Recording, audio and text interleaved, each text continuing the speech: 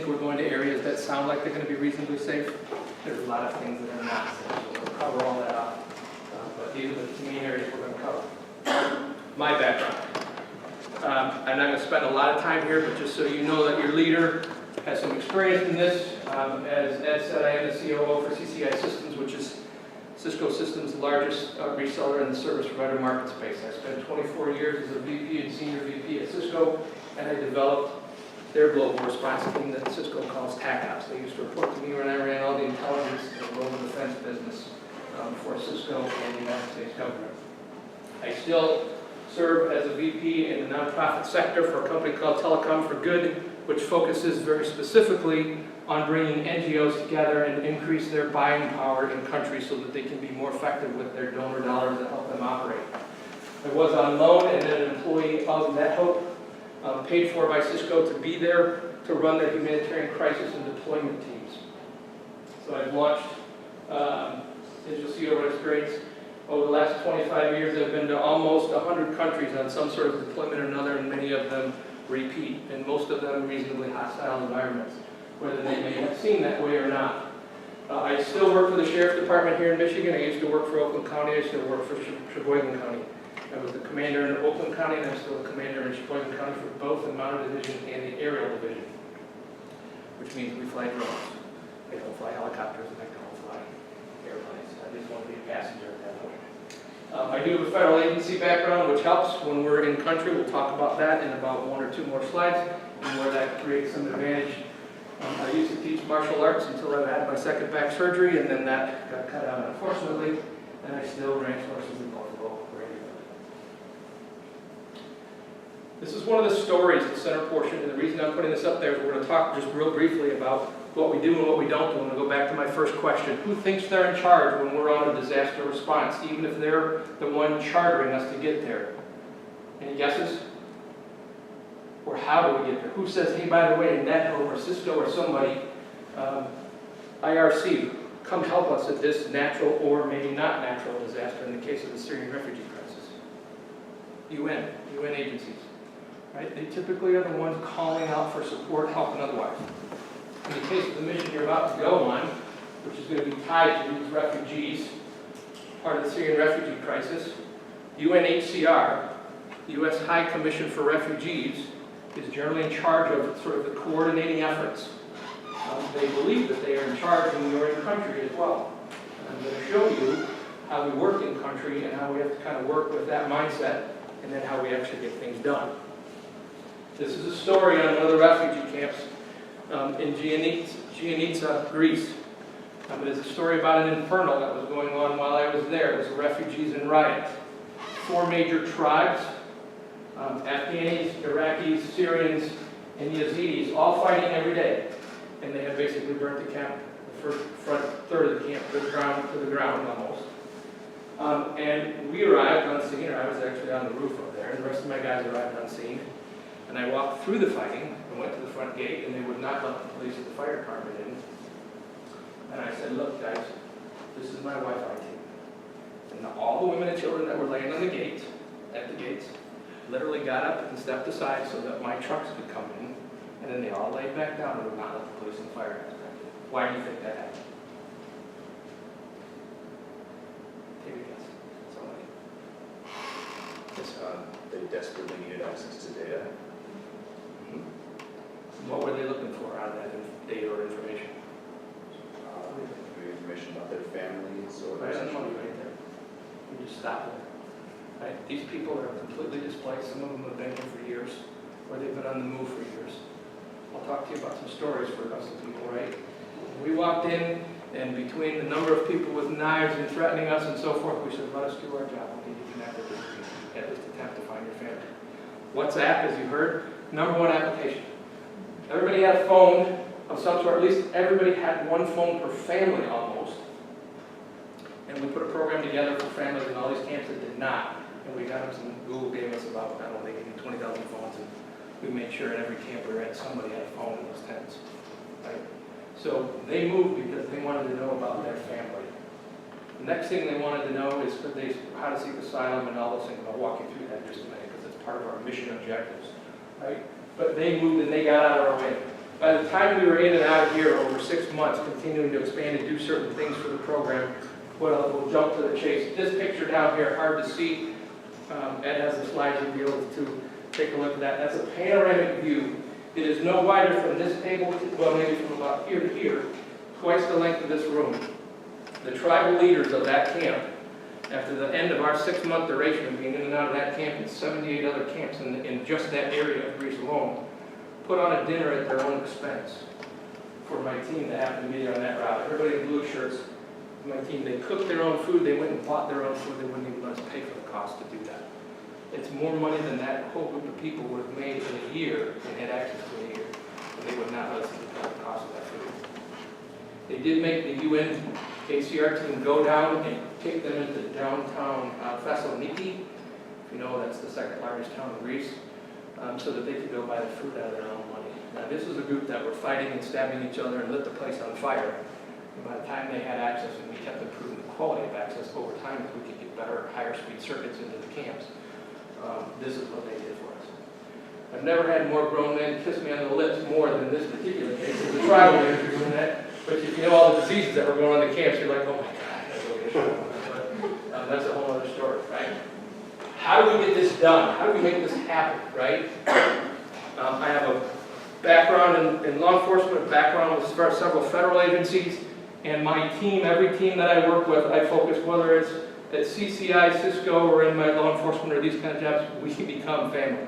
We're closer together than we are with our own family at home for the most part. These two gentlemen that are here with me, they don't have to be here tonight. They work with me at CCI, right? They are my coworkers, they are my family, they are my team, and we do stuff together to support each other, right? If they're doing something, I'd be there, right? But what did we do, right? The UNHCR always tells us, go to this camp, this camp, this camp, these are our priorities. Here's the priority list, pick some around the country, or here's what we'd really like to work on in this refugee crisis. Get in and go make it happen. What happens when you show up at the gate?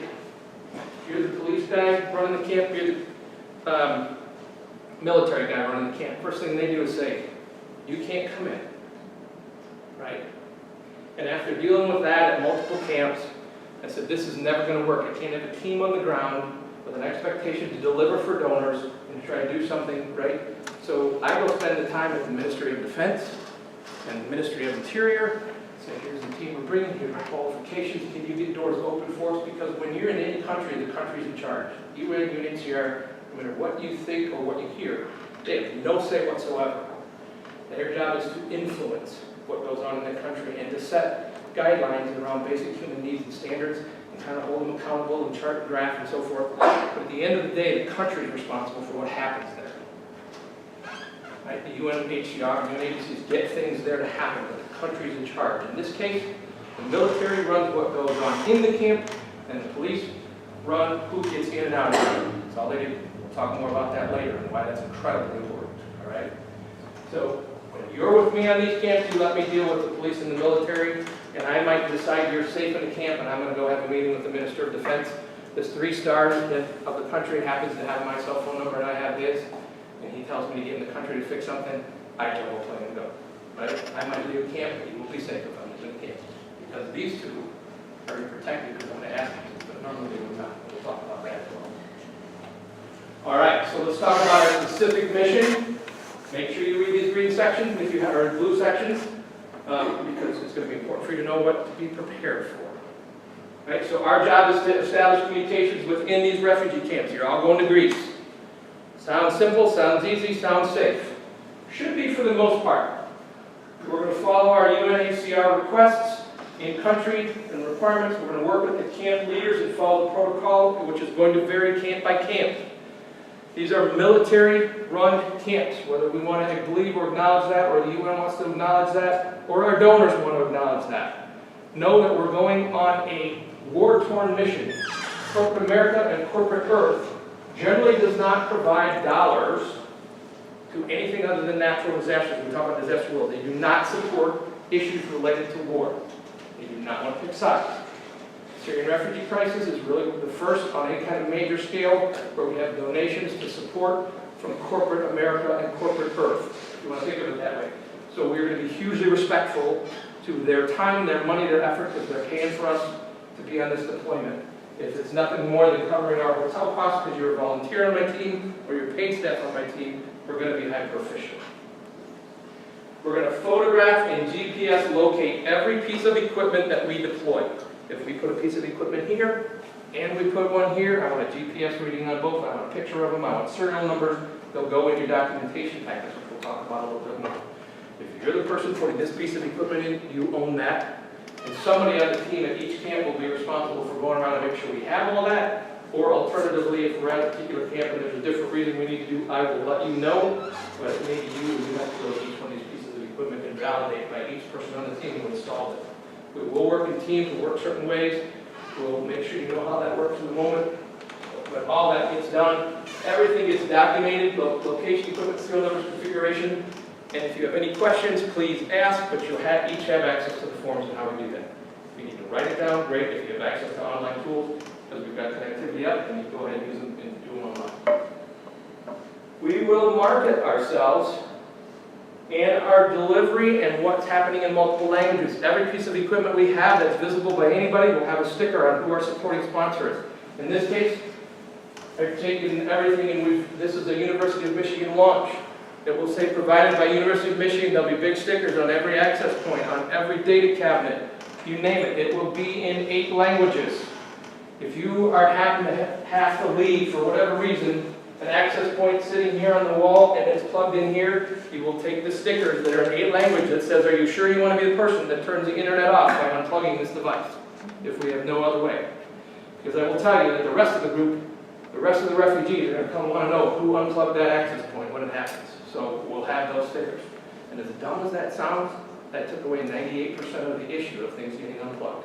They just didn't know. It wasn't they were trying to take power, but everybody takes speaker wire and shoves it in there and then distributes it to their tent, which is the biggest fire hazard going. But everybody just looks the other way because they all want to at least have hot water in their tent for tea, right? It's a cultural thing. And then we will establish post-installation support and ownership by refugees. Take a look here, right? The other part of our mission, beyond installing Wi-Fi in these camps, and we're talking specifically about the mission, is where we can and where we have access to power, we will install some power capabilities to charge phones. They might be electrical outlets. They might also be what we call Medusas, which is a sealed box and has a bunch of both Android and iPhone connectors sticking out of it, right? With USB devices on the inside and a single power cord coming out. That way they can come up and charge. This is, I think, the youngest kid we had helping us here at this particular site. This is Nia Cavallo Grease. For those of you who know your geography, you can look it up later. I'll give you all the camp names if you want. The youngest person was 5, and the oldest person there I think was 13, plus one dad, if I remember right, over here. Not on our team, but one of the refugees. They came and helped us build the Medusas. We quit building them in advance. We went on site and started getting the groups out, and people would come and they want to take ownership. Get them to take ownership because then we have less theft after the fact. So where we determine it's safe and we can do it, like this big wide open area where we can keep an eye on everybody, then we'll control the number of people around, but we want to do that. I will tell you that in every camp we worked so far, I actually found a Cisco certified engineer every single camp, even camp with less than 150 people, right? These people, by the way, are doctors and lawyers and you name it. Let's blow up Ann Arbor and take every single person out and put you in a refugee camp in a different city. That's the same cluster of people that just got put in this camp, right? So don't think of it as anyone else. Anybody read this? Right? Greece sounds like a really safe place until you put a bunch of people that are really mad there, right? And living in horrible conditions. We'll talk more about that later. Our particular mission, let's be specific now. Who you're going to meet on this and what you will see. You are going to meet your team. You're looking at yourselves. You're already broken into various groups. We'll talk about what you might be assigned shortly. You're going to meet military and police. And by God, when you go by, you salute them. You say hello and thank you and who you are when you go in the camp. And you say the same on the way out the camp. The first time you don't, I'm sending you home. I'm not even going to ask why. All right? Those are the guys that make everything happen for us. And maybe will keep us safe. Right? That little incident that happened, because somebody didn't listen to me. We almost lost 2 people, right? So we're not going to have that. You'll meet UNHCR staff and all the wonderful NGOs that will have people there. You will meet the refugees, many of which are my sidekicks and have been following me around for 6 months. Some of them I take camp to camp with us because they're very helpful, and then we drop them off at camp, their camp at the end of the night. They will become your friends. Be careful, because you'll get very attached to these people, and unfortunately they're in a very bad, horrible condition in terms of their state of life at the moment, and there's only so much we can do to help. We have to keep moving, all right? Do not pass them money. It's a federal crime in Greece. I will not be able to get you out. We all want to do it and help them out, but I can't. That's one thing I can't help you with, right? You will be faced with harsh conditions, hardship. You will face violence. We've been shot at, we've been stabbed, we've been, you name it, pushed off ladders by 3-year-olds because their dads are telling them the other way, we're not going to get in a fight with a 3-year-old, but it's going to happen, right? You will also find a lot of hope that these people have in these horrible conditions, right? They're going to be frustrated. Some of them are just plain afraid. We had a situation where a whole group of Yazidis came in to one of the areas where there were none, and there's warring factions, and they rolled the bus over on them. Nobody wanted to get out, obviously. So they had to bring another bus in and transfer them out the windows to a different bus and take them to another camp and try. They finally got smart and not put warring factions in the same camps after some time, right? So we'll be careful of that. And you'll face the psychology of all this. This is an easy deal by many of the ones that we go after in support. Right? We're not watching bodies wash by in the receding waters. We're not climbing over bodies in the earthquake. But we are watching people live in horrible conditions. Atala, very good friend of mine, still stay in touch with him. 65 years old, fled Syria after his house was bombed. He barely had a scrape on him, and his wife of over 50 years, apologize I can't remember, died in the bed next to him when their house was bombed. He spent about a year and a half in and out of Turkish prisons, as we call them, but Turkish refugee camps, because they pretty much function like prisons over there. Been in those as well. He finally escaped the last time, made it to Greece, living in a little tent. When we turned the network on, he happened to be, by the way, the elected tribal leader at that particular camp in Perso, Greece. Within 15 minutes of us having the internet on, one little access point, he came over in tears, hugged us, made sure anything we needed, he'd take care of us, because after 2 years of not having any contact with any of his family, being on the run, sniper fire, he was able to use WhatsApp, find his daughter and his grandkids. He's been talking to them twice a day ever since. He hasn't missed a day. And he said if he has to die in this tent, living in a tent with another single man that he's not known until he got there, the rest of his days, he's a happy man. Right? Every one of these people have stories. This is a wonderful family who, New York used to follow us around like a puppy dog. She doesn't speak any English, and I don't speak much Arabic, but she follows around, and nobody would bother us as long as she was with us. So it was kind of great to have her. We got to know her family, but very tough when you have to leave, right? So I'm going to caution everybody on emotional attachment. What are the first questions everybody asks when they get off the boat or get connected? This, by the way, 90% of the time or more, this is the first question by anybody. Do I have Wi-Fi? Why is Wi-Fi so important? Why has it got to be Wi-Fi? Anybody know? Take a guess. Because cellular services. Okay, cellular service in Greece actually works really well. So you're on the right track, though. I don't have an international service contract. There you go. What was your statement? I was going to say you don't need a cell provider. You don't need a cell provider, right? And so here's my favorite story about this, right? A multi-billionaire, so this can't be so hard for these people to get on one of these boats and come across the Aegean Sea. He gets on his cell phone because he has international coverage plans. He's a multi-billionaire, has a helicopter can personally rescue him out of the water and said, hey, they all got it easy. They have connectivity when they get to Greece. Bullshit. Right? They don't have any money. They don't have a cellular package in Greece. They don't even want to pay for a cellular package in Greece.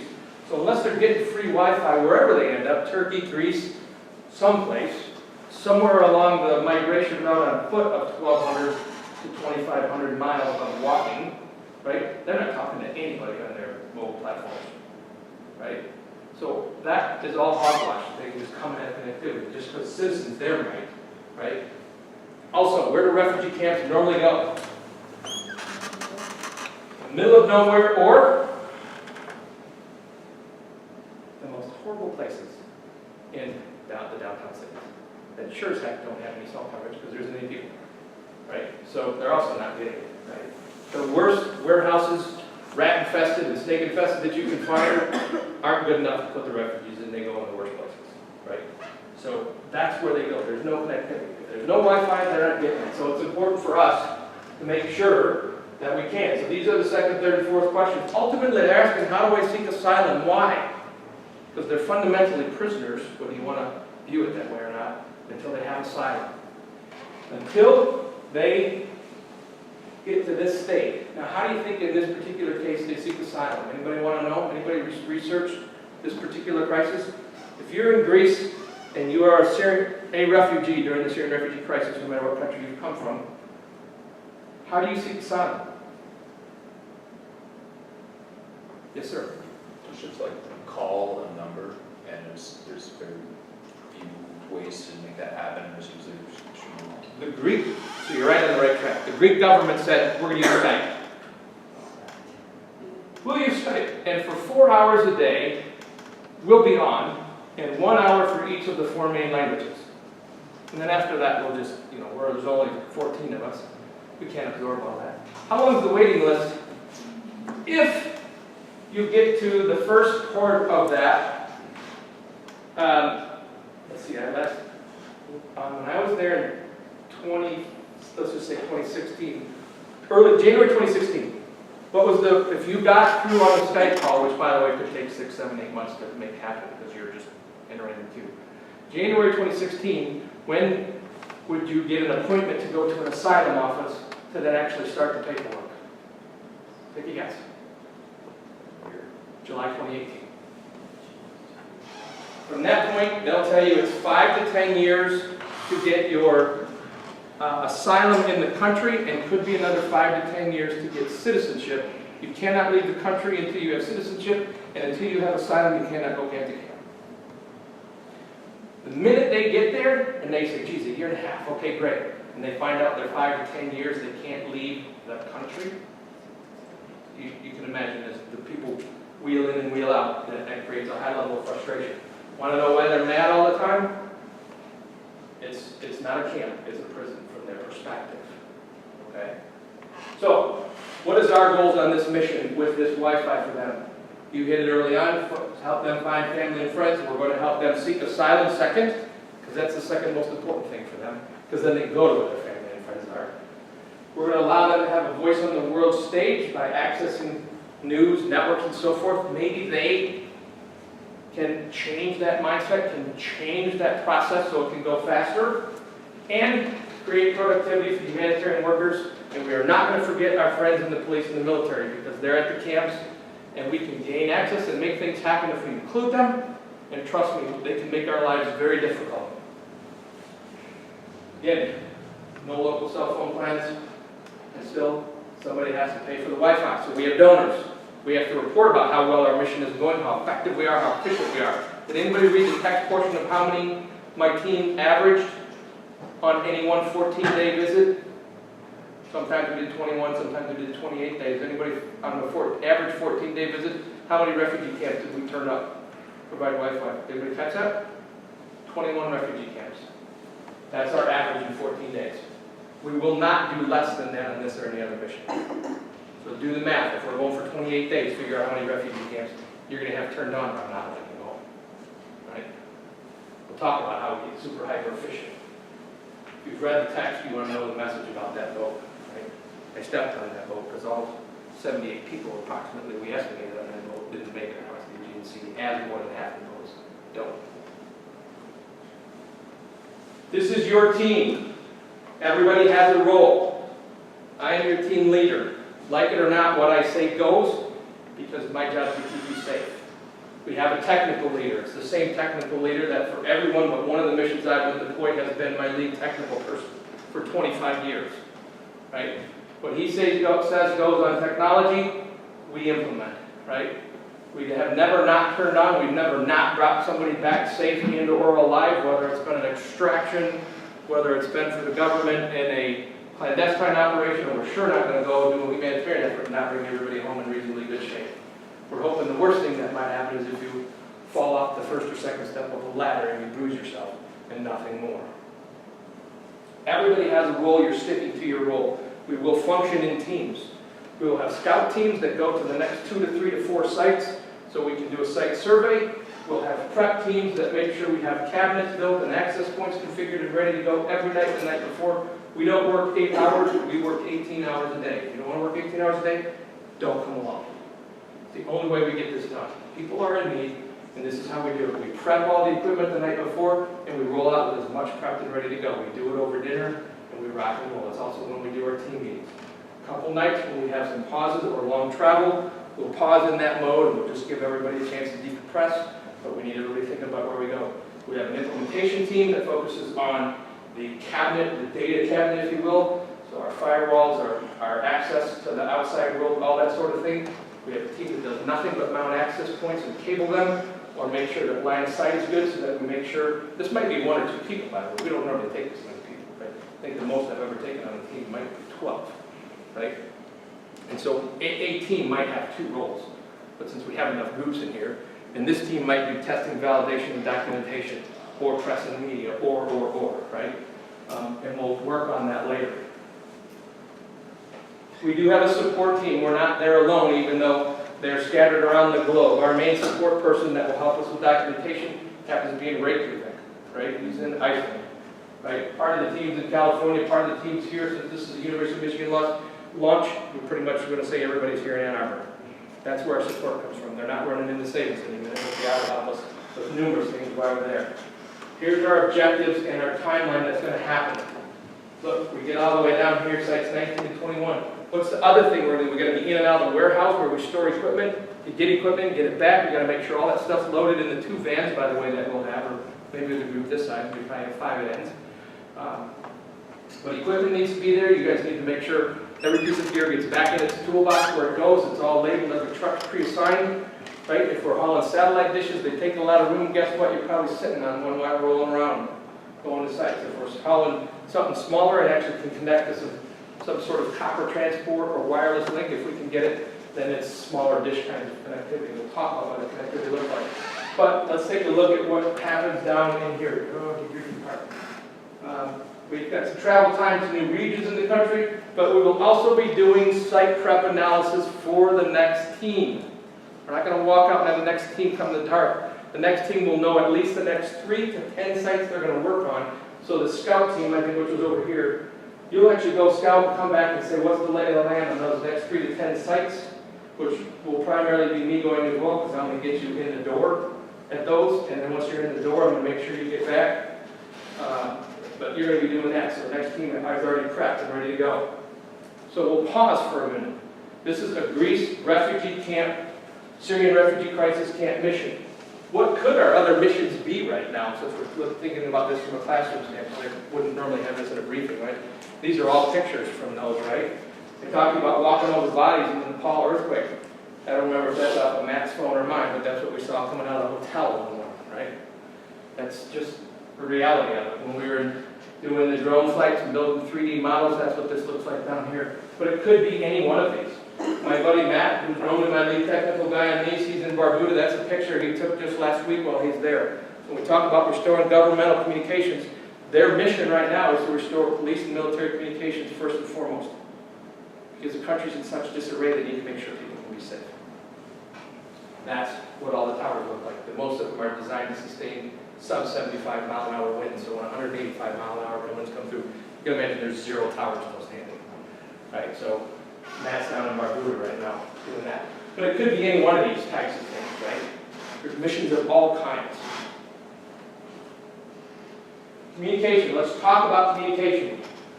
We have an email group for all of us that we'll all be on. You should check your email and make sure that you've received this slide presentation at the end of this, which is what we would normally do.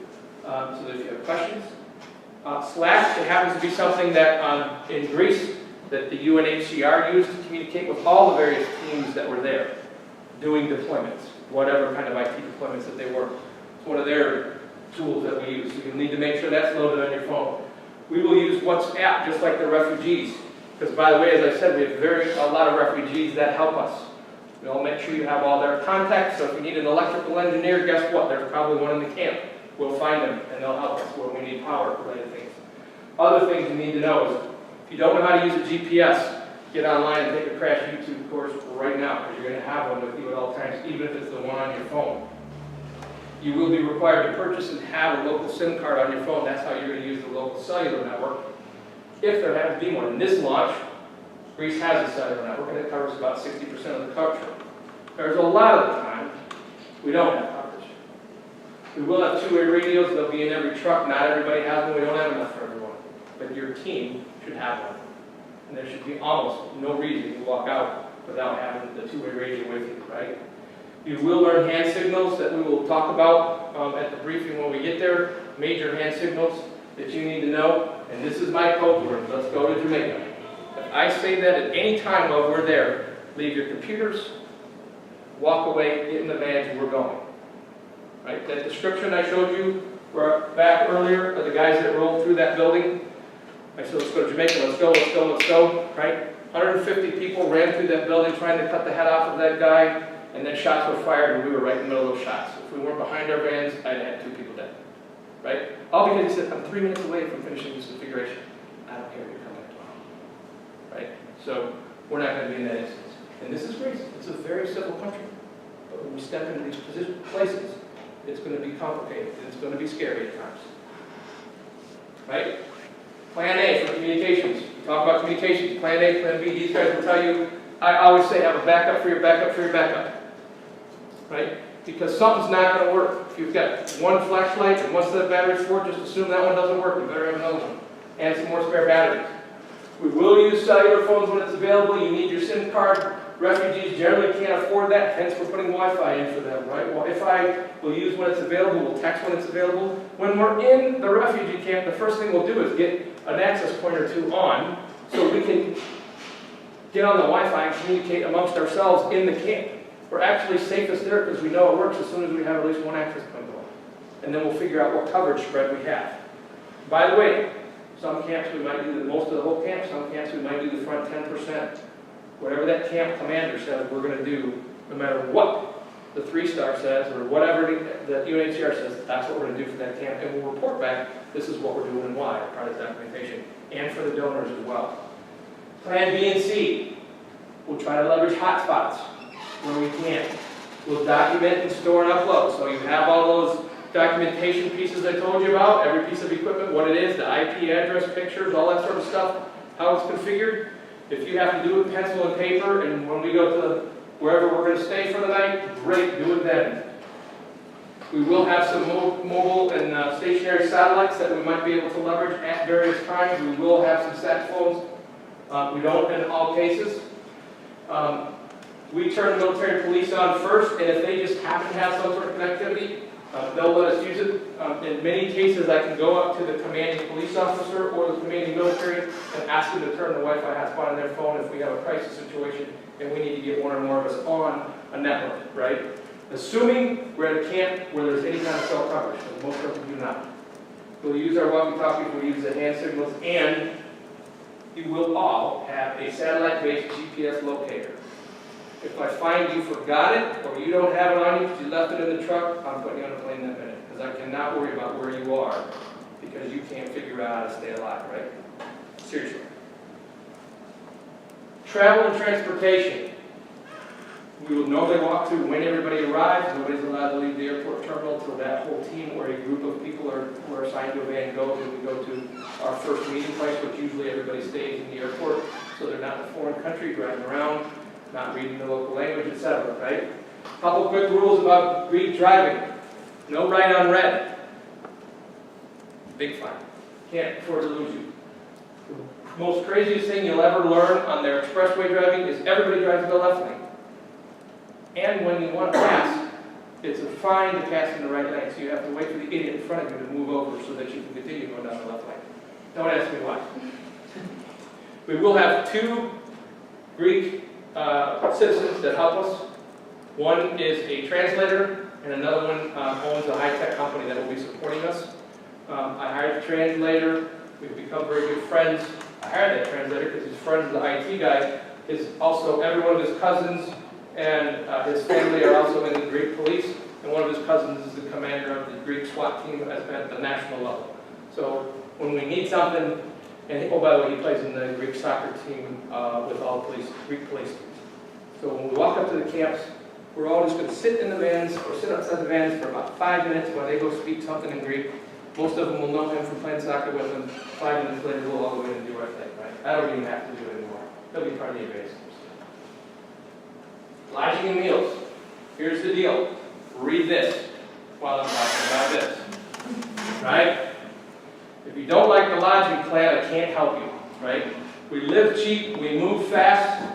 A very important thing to know about most of the hotels in Greece is there's virtually no hot water anywhere in the country. They don't boil water like we boil water. They've got black pipes up on the roof. We leave when it's dark, we get back when it's dark. So if you think the sun's still heating those pipes on the roof to get you a hot shower, plan on a cold shower every night if we get to a hotel. Because there will be some nights, just like taking the red-eye flight, we'll be going from this camp on this side of the country all the way over to the camp on this side of the country. So get comfortable laying on a satellite dish, because that's the way about 3 of the nights, if we're going to go for 28 days, are going to look like. But if you want to complain, we'll let you stay at one of the camps. This is sort of the high life right here at the camps. If you like big, long, 4-foot black snakes, or you like hanging out with everybody that has meningitis, that's pretty much camp life. So suck it up. Here are where previous teams have worked. The teams that worked before this, we worked on the migration route from, if you got to Greece, you could make all your way all the way up to Germany or Austria or somewhere in that area. We built, and I didn't list all of those, it's just out of that room. We built Wi-Fi migration route hotspots, right? And so those are posted. If you're on WhatsApp, you can get on that. People will walk 300 miles to the next Wi-Fi hotspot. And between UNHCR and the countries, when there was a free flow before they shut off the gates and nobody was allowed to legally leave Greece, we could adjust migration routes by moving Wi-Fi hotspots. It was amazing. It was absolutely insane. Right? So I'm not going to spend a lot of time on these. We would normally go through Greece geography. But these are where some of the camps will be. We will be focused as this team heavily around Thessaloniki area, which means here, and we're going to come all the way up to there. By the way, those 2 really great camps I told you we dropped in, if you don't like the living conditions, are pretty much right over on the Turkish border.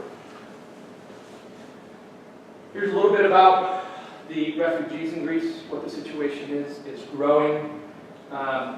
These are the boat routes come across to get people in. Most of them are actually trying to flee Turkey and get out of the refugee camps there. And we will be up in, they're up in here. So another key thing we'll talk about in a moment is making sure you also understand some key cultural things, both for the refugees as well as the Greeks themselves. So you'll see the spikes in people coming. What I can tell you is this is the official reported number. It's easily 4 or 5 times this, right? There are people that get in and they all flood in and they try to avoid the camps so they don't get counted. Because if they can avoid the camps, they're not then landed in Greece, right? What's the EU law? Wherever you're identified, that's where you stay until you get all the way through to citizenship and you can't leave. Right? So they all want to be undercover and sneak up as far north and get into Austria, Germany, wherever, before they get identified and have to seek asylum. And so there'll be a great amount of people that don't want to be known. It's not our job to invade that. More about what other teams have done, including what the work that we did in islands that were transient point. Again, we're not going to spend a lot of time there. And same thing here, so we'll move past those. How do we work? Each morning, breakfast briefing. We'll talk about the plan, which, by the way, we will talk about each evening as well. Dinner debriefing as a team. We will go to a restaurant, we will find some food, but we will sit and talk. Everybody will talk about what they were doing. If you're shy, guess what? We're going to pull it out of you because we got to know what went on. Right? We'll, as I said, we'll work on multiple sites simultaneously. We'll generally be on site for 12 plus hours, and then we'll do all the makeup work, the documentation work, and the prep for the next day. So these are long, long days. You will follow directions from the team leader and the technical leader without exception or argument, or you will go home. Again, our job is to keep you safe and deliver well beyond the expectations. By the time my teams had over 100 of these sites operational, take a guess about all the other organizations trying to put Wi-Fi in camps. Take a guess in that same 6-month window when we had over 100 sites operational, how many of the, was 5 and then was down to 3 organizations had running in other camps? Just take a wild guess. 10? Pick a number. 0. That's exactly right. Because they all say, good HR said I'm supposed to be here, let me in. Right? And they said, there's your vehicle, get out. Right? So in a 6-month window, we put 100 in, 3 other organizations, 0. Right? And I checked, and those 3 other organizations are down to 1, and they have 2 operational sites. And the teams that are still going out there are continuing to grow. Right? They just aren't thinking that through, and they do not have a plan for success. We will plan, and we will succeed, and we will come back, and we will invite us in. Right? You will do your reports. And we will have psychological team discussions morning and night, and we will do them one-on-one, and we will do them as a team every single day. Right?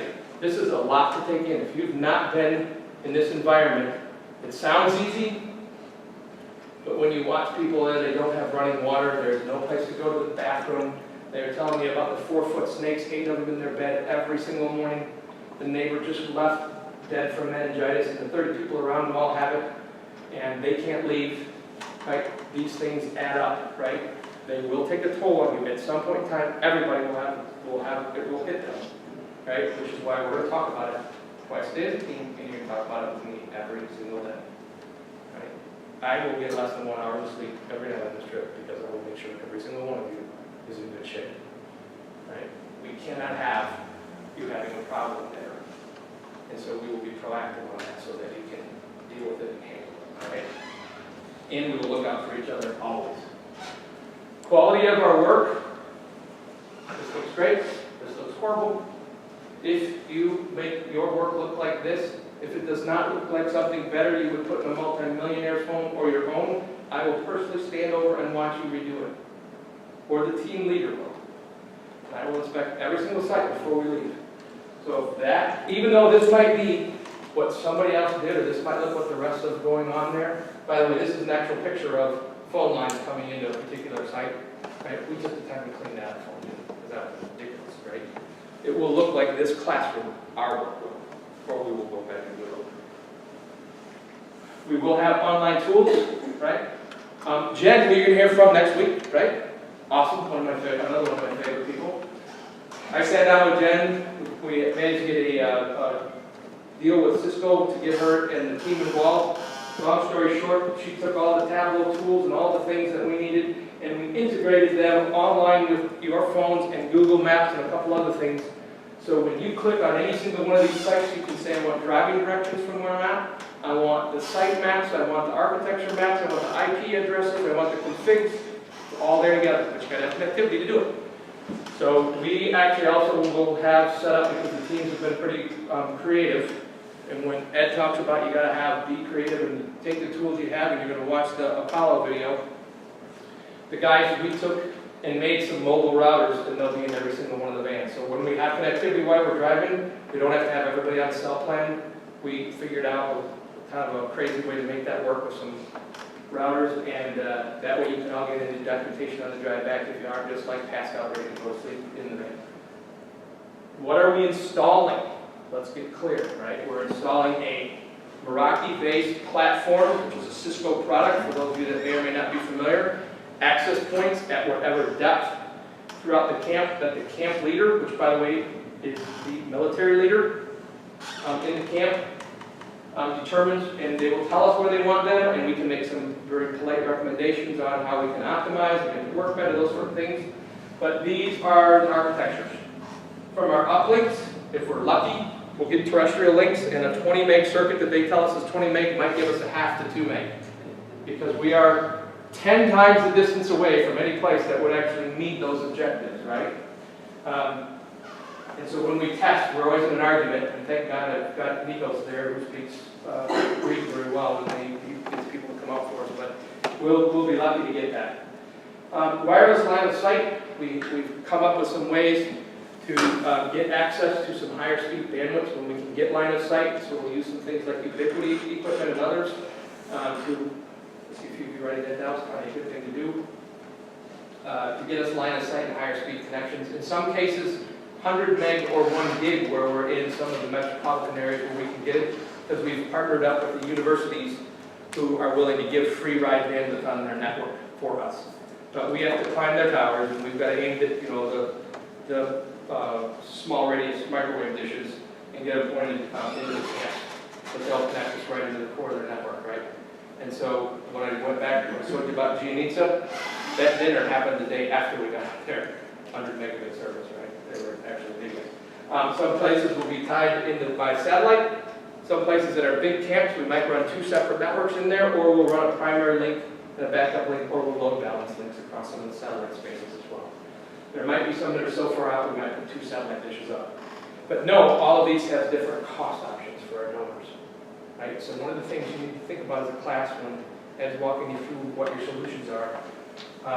This wireless line of sight is being given to us by the universities by free where we can get it. This is a 6 months worth of satellite coverage, and then somebody's got to pay for it. The donor says 6 months. You can have the dishes, they don't want them back. Right? But after that, somebody's paying by the megabit of usage over that. So it's not just a 2 meg pipe, but it's how much data are you putting on it over as well. Right? So some of these links, when we start paying for them, could be $10,000 to $50,000 a month per camp. So find a donor. What do you need to bring? Well, all that stuff looks like a very big long list. I highlighted the orange stuff. That bag right there is my to-go bag at all times. Those of you that were in my one session, I even have little pepper packets in there all the time, right? There's a first aid kit. There's a mini projector that's battery powered. There's all kinds of crazy shit in there. This is the stuff that's optional, like clothing, right? If you get down to where you only brought 2 pairs of jeans, trust me, there's a clothing distribution point. You can put on refugee clothes. They're all brand new clothes. They're donated. If you need it, we'll make sure you get it, right?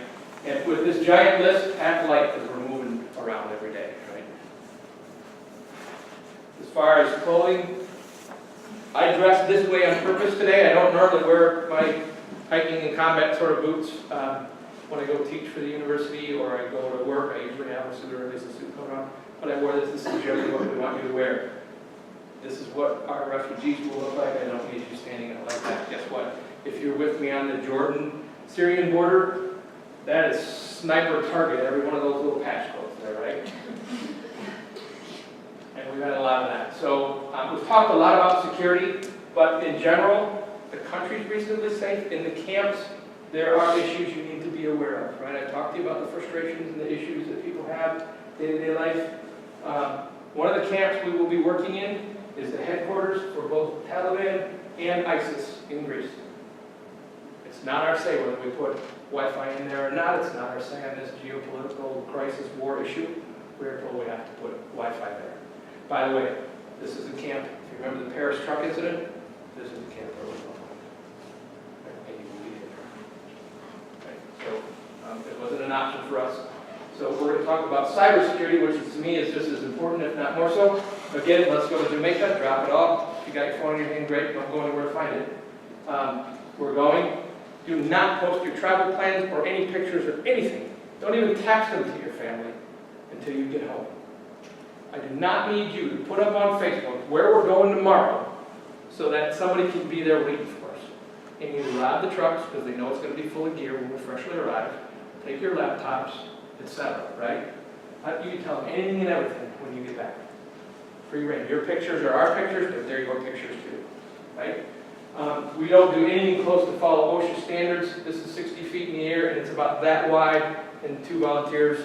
I went up there just for fun to check it out, but we were running tables down there, right? That's how we got out to the tents inside this particular warehouse. By the way, there's 20 rows on each side, 150 deep in every one of those 40 rows. Let's understand this. I said police and the military can be our friends. Let me tell you how it works in this country, in most every country. Refugee camps, in this case, the military is assigned the camp, internal operations. Hence, every refugee camp by Greek law is a military compound. The police are assigned, now by the way, no one in the military carries any kind of weapon in these camps, because they're on a military compound, and I love it. The police are there to guard the gate. They do carry firearms. Their only definition of their job is to control access at night. Did you hear me say anything about protection? These, by the way, are all soldiers who are serving their mandatory time. Do you think they want to get involved and stabbed or shot, helping rescue you, the American, or you, the Frenchman, or whoever? In this, they're serving their required military term. They're a bunch of privates that are there, and they're just there to make sure the food gets distributed, tents get built, whatever else needs to happen, right? They are not the least bit interested, and by law, they have no governing ability to police. The military cannot police and protect you. The police cannot, by law, protect you on a military compound. So if you're choosing to go on this mission, know that your protection is this team. And I will tell you that I've been trapped numerous times in Greece. All right, last couple slides, and I'm going to turn it back over to Ed so you guys can get on with the rest of your evening. Cultural awareness, let's just remember most of the folks there are Muslim faith. Some very specific issues around things to do and not to do. How to approach women, most importantly, when to speak, when not. Don't try to shake their hands, those kinds of things, right? You could endanger yourself and everybody else. You could endanger that person. If that person is perceived speaking to you, they might choose to kill that woman later because they view her as doing something inappropriate just because she's okay. You don't want to be in that position. Again, cybersecurity, no social media, and it's any of these. Don't even put it on a University of Michigan website that we're there until you are back. With that, that's your mission. Just let it go. I make it sound tough. It's generally a lot easier, but I don't want any surprises when we're there. I want people going, oh my God. My brother went on one of the missions with me, and I tried everything I did to prepare him. And by day 3, he was going out of his mind on conditions, and we had to just call up. He was my best installer guy because he's in the housebuilding trade. So all our brackets and mounts, and he was great at that, but he couldn't handle the conditions. So we had to do some serious freedoms that he could talk to. But he's not the only person that we've had to do that with. So, any questions I can answer? Go ahead. Do you usually train people, like in the locations that you're going to do the maintenance and assembly? Yeah, so if you were part of that particular team, we would train you as the first day, part of the warehouse day. We'll pull equipment out, we'll actually build, we have a preset one that we would build, and we will walk you through what your job is exactly, and whether it's configuration and so forth. We also try to make sure everybody gets a chance to be on every team as much as possible. Some people say, oh, what I do with electronics, I'll rack with that. But I mean, contacts in the camp though after. oh yeah, teams. people in the camp? Absolutely, as much as possible, we try to train them. A lot of them are still the people that we contact. If the network goes down for whatever reason, they're the local contractors. And sadly, we know they're going to be there 5 days. Oh, go ahead. The app that you were showing that gives you information on whether the routers are still up and running, all the equipment's still up and running, so I mean, that's that so that you get feedback on whether that equipment can be installed. Sure, and those people then in camp are listed in that, like if a site goes yellow or a site goes red, it's listed on how we can try to contact those individuals. Sometimes they're camp administrative people, but many times they're refugees, right? They want out. You bet. I'm curious if there's a plan for when Wi-Fi actually is available, how do you notify the camp? How does that happen? Or is that on someone else's?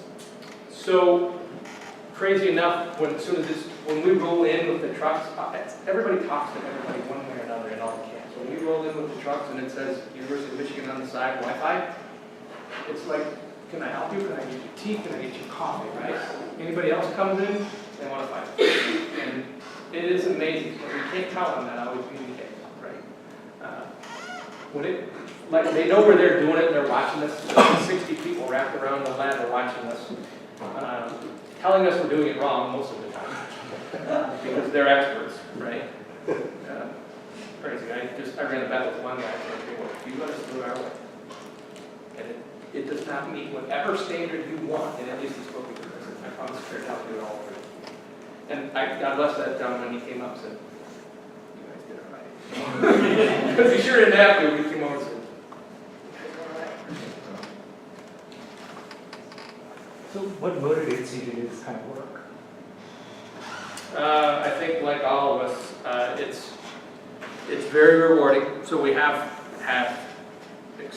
extreme technical skills in a variety of areas. We've deployed networks all over the world in many of the jobs that I've had in the past. These guys the same. And when crisis hits, and you think about if that was you or your family, right, or it was your situation, you know, who would come help you if you were in that situation, right? And to have those skills, I'm compelled to do it, right? And the fact that we have some relationships, and I can go make relationships with the military and the ministries of interiors and so forth pretty quickly. I mean, hell, I had my badge tattooed on my arm, and that was like the lead off on the one story, right? But when I walk in and my translators go, look, he's a sheriff back in Michigan. The word sheriff, as crazy as it sounds, everybody in every country goes, you're a sheriff, right?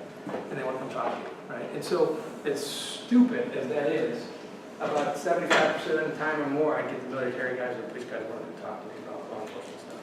And when we were doing deployments in rural Jamaica, that was the way we got the police to help us out, right?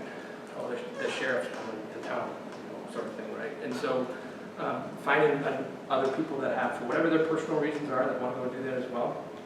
But most of them are, they know they have the skill set, the talent, it's a challenge. And I personally love challenges, right? So the more complicated it is, the more you're going to find we try to get there and find the right team that can figure that out. Mike over here is an ex-Marine and now in the reserves. Fred does countless missions all over the globe, mostly South America, but he goes on missions for mission support and helping people. So it's just compelling. And we have the teams that can do it. So, and we have backings of Cisco and people like Ed help us think how to work with NGOs and so forth. So when we have those kind of contacts, it makes it easy. Any last question? Because I got to turn it in. So in case you're stuck somewhere or somebody's trying to kill you, who would you call for help? That's the craziest thing, you know, in this country, I'm required by law to carry a gun at all times, and when I go there in more dangerous spots, I can't have any kind of, other than, you know, knives that we would use for a regular tool. That's why I try to build up a relationship at every camp with the military or the police. That's why I try to find a local person that's savvy in the telecommunications industry that would have broad contacts, a translator that would also have broad contacts, and then we try to train the translator to be valuable to help us, even if it's pulling wire and stapling up, those kinds of things, so they're part of the workforce. We're not paying them to just translate. But if I pay them to translate, get me in the door and get the police on my side, that's probably enough for the nominal amount we actually pay. So you always travel in teams? I always travel in teams, and if you're in a refugee camp, if you're not at least two going in pairs, you're not going anywhere. On rare occasions, one or two people might be allowed to go on their own if they've been in and out of the same camp over and over. Like if I go into Geneva camp and everybody's wearing my shirts, those tribal leaders, you're untouchable. If police come in, they might start a war, but otherwise I got to do it. Oh, okay, sorry.